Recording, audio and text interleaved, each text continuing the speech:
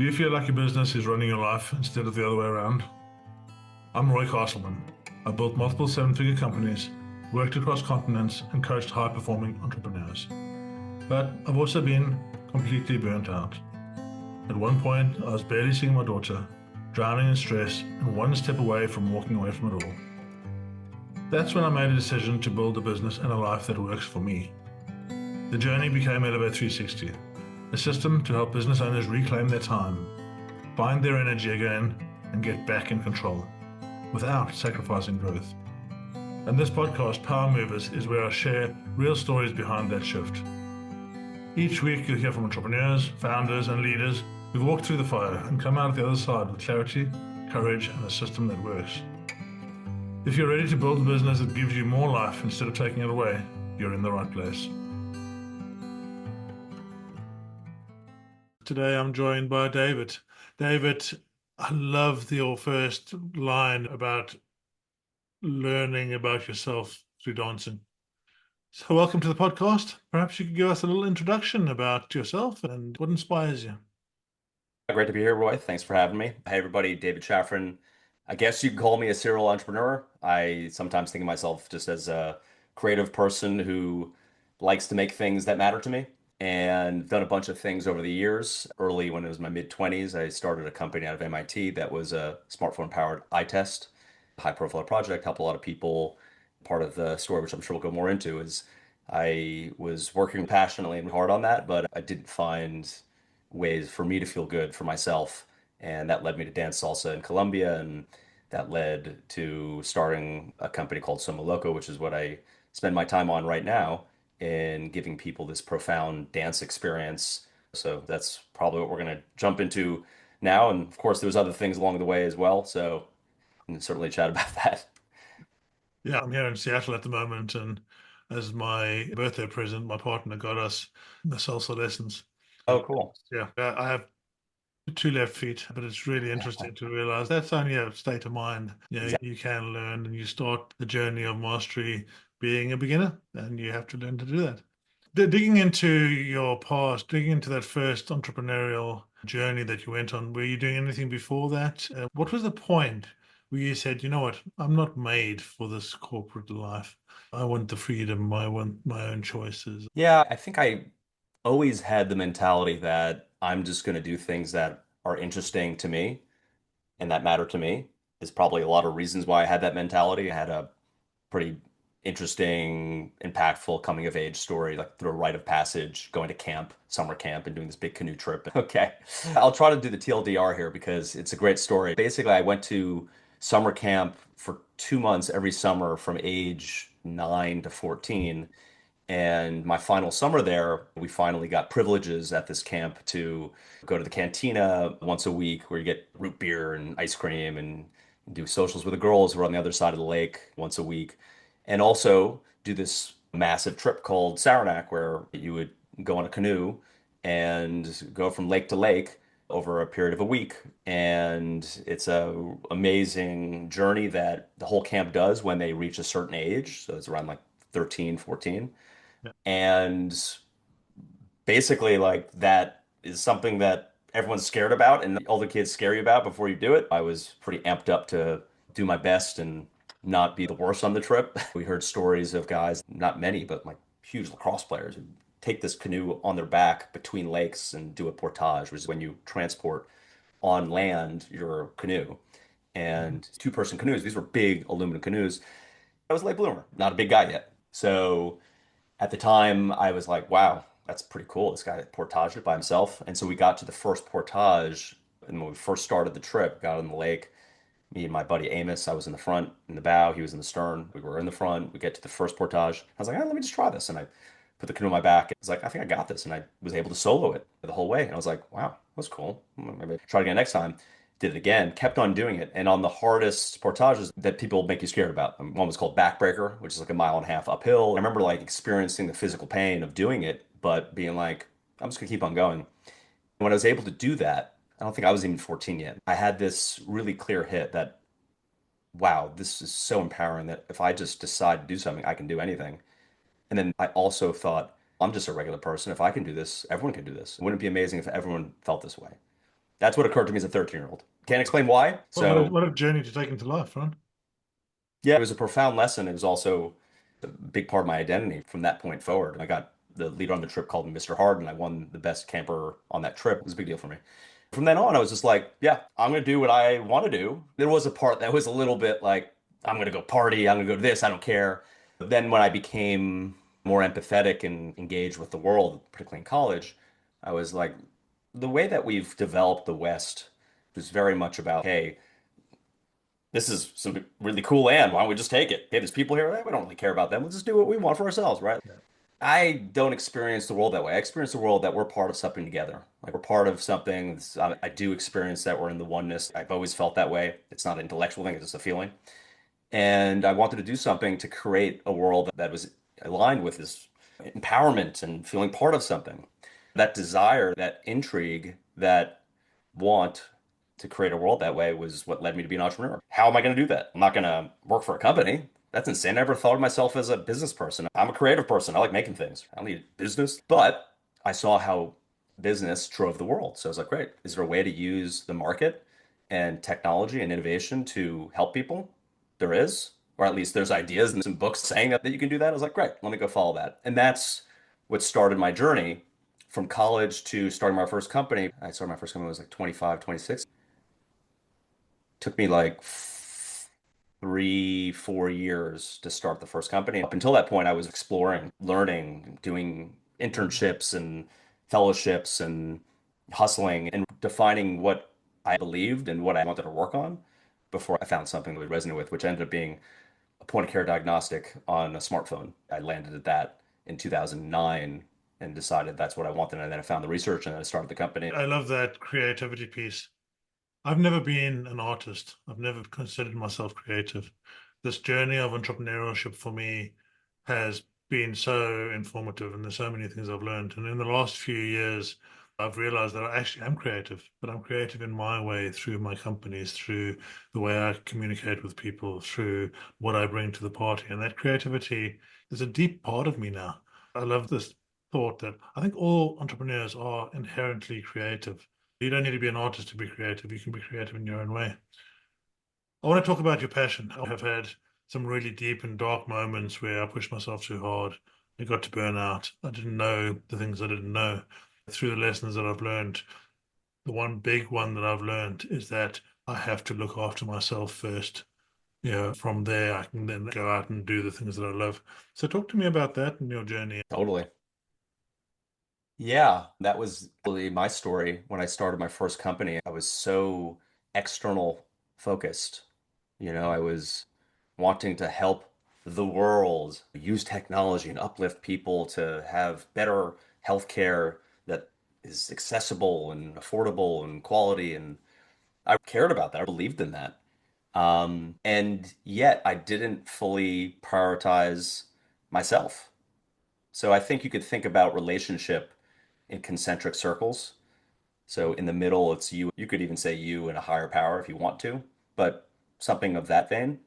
And then you and your closest relationship could be a significant other, and then you and your family, and then you and your close friends, and then you and your acquaintances, and you and your broader community, and you and your city or town, and you and your state, and then you and your country, and you and your world, and then you in the universe with aliens or whatever it is.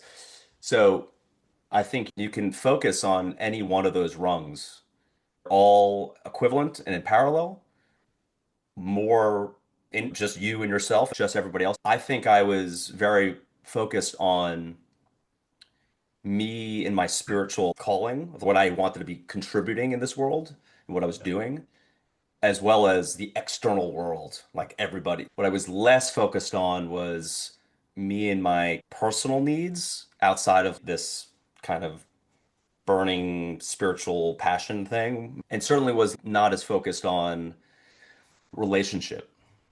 And what happened was I burnt out from that. It wasn't only my perspective. I was also living in a place that was challenging. I moved to Boston from the Bay Area to start this company. I didn't know anybody. Culturally, it was very different from where I was coming from.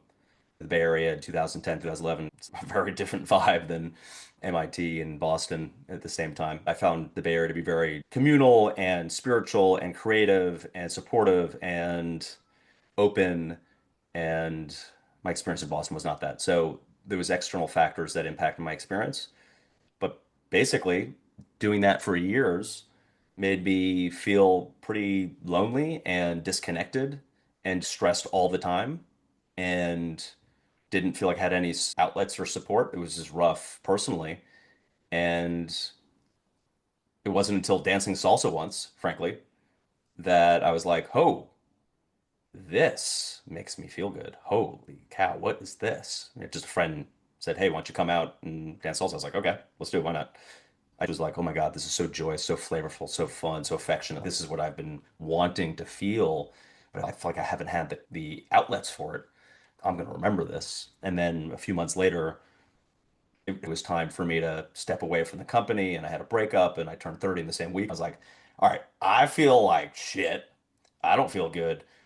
Yeah. What do I do? I got to stop rock climbing and riding motorcycles. I need to be somewhere more connected with people. So salsa dancing was the thing that came to mind. Long story short, it was everything I needed and more. It was profound to lean into salsa so I can feel that joy, feel that affectionate side, feel that connection that I was so desperately wanting, but didn't feel like I had the outlets before. And I think as entrepreneurs, we birth our companies, right? We have this idea of what we can fix in the world, and then we birth it, and it becomes our child, it becomes our baby, and it goes through this journey from the terrible twos all the way up to the teenagers. At some point, we get stuck in the momentum. As a teenager, I'm trying to control, I'm trying to keep everything in the right mindset and really push. And we don't let the company go. We don't let the child out into the world to do its work. And that was for me a sticking point. I need to not be the bottleneck. Yeah, and once I'm not the bottleneck, then I can move on to something else. But I have 100 ideas a day, right? Yeah, and Yeah, I've got to stick them into ChatGPT or something to get them out of my head. Otherwise, I just spend all the time thinking about them. Yeah, it really is that piece of how do I actually do what I'm built to do? And I'm built to build companies. I'm built to create vehicles. I'm built to kind of get it up to a stage and then pass it off to someone else. But I've got to let go of the baby. totally. Yeah. Yeah. It's a journey. I think when I started my first company, I still had so much I hadn't done yet. And maybe I wanted to prove myself and also wanted to, frankly, just, yeah, just, I wanted to do everything. I had the energy for it. At the same time, that made it hard for me to let go control and delegate because I wanted to do all the things. I wanted to put my imprint on it. That's something about maturity right there, is that I was immature in certain ways when I started. And it took me some time to do what I needed to do on a personal level to then be able to be like, I really don't need to do these things. In fact, I don't desire to do these things. I desire to have people who are aligned with the vision and what we're building and who are really good at these specific tasks for them to do it. It's Mm. really fun to have a team and work together and build things together and watch other people succeed. But I think the desire and that feeling only happened through maturity, proving myself to myself, getting some of those things out of my system where I just needed to do things myself. I think it's hard to fake that. It's an emotional thing. And I think people need to be really self-aware. Where are they at in their own journey? Are they able to delegate? It's going to be tough, particularly if you want to grow a company. You're going to be a solopreneur doing things by yourself, which is fine, but it's limiting. I used to sit there with 15 people around me and I thought I was helping. I would hear Mary say something and Joe say something and John say something, and I'd jump in and I'd say, oh, you could do it this way and you could do it that way. And that ended up being my biggest problem because nobody would do anything without asking me. Yeah, these people have an amazing power and they can all do these things. And I brought them in because I respect them. And then I was hampering their ability to make decisions. Yeah, and when I learned that, I was like, okay, I was the problem. Yeah, another thing that you only learn through doing it, and I think it's so hard to intellectualize when it comes to management. It's just dealing with people, right? Like, what's human nature? If you don't give them space to express their voice and let them make their own decisions, and it's always coming back to you, they're not going to feel empowered. They're not going to feel bought in. And it's always going to come back to you, and you're going to be frustrated as hell that you hire these people, but they're not doing the thing. And it's because you undermined them. That's not the jam, man. Let's talk about your current passion in your current company. What is your vision in the world and how are you achieving that? What do you bring to people to help them understand themselves? Yeah, so taking a big step back, I think dance is something that is just part of our humanity, and it's part of every traditional people across the world. And yet in the West, it's been lost. It's not something we practice. I grew up and there wasn't a ton of dance, grinding to hip hop, maybe to the extent of it when we in our early adult lives. What we're missing is a lot. It's more than just having fun. Dance can be a transformative practice and at a minimum a maintenance practice for you to express yourself, to process emotions, to not feel stuck in yourself. We're not always articulating verbally everything that's going on, nor do we have words for everything. So movement and embodiment is really important in our day-to-day emotional experience and regulation. Also, it can be used as a tool to develop parts of your personality. Let's talk about salsa. We work with salsa, we work with bachata, we work with tango, we work with various dances. Salsa represents something. It represents cultural values that people of the Caribbean believed in and practiced intentionally. And that is joy, flavor, and affection. That's what salsa is about for me. Yeah. And if you want to have joy, if you want to have flavor, if you want to have affection in your life, you can have it. You need to do it. What does doing it mean? Mental hacks, visualize and meditate, those are valid. We know from Eastern and Western traditions that embodiment is critical to internalize knowledge. That if you do something with your body, you will internalize whatever it is that you're practicing. If you want to internalize joy, internalize flavor, internalize affection, you can do that by dancing it. And salsa is the dance of joy, flavor, and affection. Period. It's not that complicated, but you need to be in an environment that allows you to experience salsa in this way. If you're coming from a different culture where you're not used to the music, you're not used to the dance, you don't have a lot of time or money to do it, and you're doing it like once a week at a group class or something, it's really hard to get it. What I deeply desired was to deep dive in the joy, the flavor, the affection of salsa, bring it to my own life and make it my own. The best way was going to Latin America, going to Colombia, and deep diving into salsa. And that's what I did. I spent a month finding the right situation, and the next 5 months dancing full time, creating my own program to quickly learn how to dance salsa, not just the technique, but the feeling and the spirit of it, so I can let myself come out. Ultimately, it's about me coming out in my own expression, my own creativity. It wasn't about copying someone's moves. I needed to come into myself. That's what I deeply desired. And that's what Somoloco is now. Somoloco is basically a 1 to 4 week salsa immersion in Medellin, Colombia, for you to learn to dance and also experience all of this joy and flavor and affection, which is the gift that you can have for the rest of your life with people from all over the world. That's the synthesis of it. We took that model and did it with other dances like bachata. Now we do reggaeton and tango and zouk, and we've got a pop up in Barcelona and other opportunities. But Medellin, Colombia is a special place where we have a special group of people that allow you to feel really loved and taken care of, to lean into this art form and not be stressed about who's my teacher, am I learning the right thing? We have the best teachers in Colombia. Everything is tied in a nice bow and taken care of for people. We've been doing this for years. We've had thousands of people come. I saw a review a couple days ago. This guy, Eric from the States, he said, not exaggerating, this was the best 4 weeks of my life. He came up for a 4 week immersion. That's not uncommon. We get people say this is the best vacation of life, best trip of their life. Often it's because it's profound what's happening with people doing this work, I would call it, doing this play. It's both, but people show up and they get something that you can't get anywhere else, in my opinion. Where do I sign up? Somoloco.com. Uh, Amazing. And yes, I'll definitely put that on my list. And thank you very much for joining me. Yeah, David, it's been really inspiring to hear about this journey. I think it is so profound that what you're talking about there was the physical, the mental, the spiritual, and weaving them together. Yeah, and that's a challenge that everyone has. So we get people onto the website. I'll share the links on here. It's been amazing talking to you, and I'm looking forward to learning salsa in Colombia. Hell yeah, we look forward to having you, Roy. Thanks so much. Thanks for listening to Power Movers, the podcast from All the Power. where our mission is to help business owners reclaim their time, reset their energy, and live the life they love. If this episode sparked something for you, your next step is simple. Take the fit check at allthepower.co.uk. It's a short clarity tool that helps you see where you are, what's getting in the way, and what might be possible if you have the right system. When you're ready, come and join the tribe. Power movers start with our signature framework called Elevate 360, a system built to help you escape survival mode, create structure, and move forward with power. Just remember, everything we share here is based on real stories, experience, and frameworks. It's not personal business advice. Always speak to a coach or advisor before making big decisions. Because in the end, it's about more than business. It's about building a life that you actually love. I'm Roy Castleman, and I'll see you in the next episode.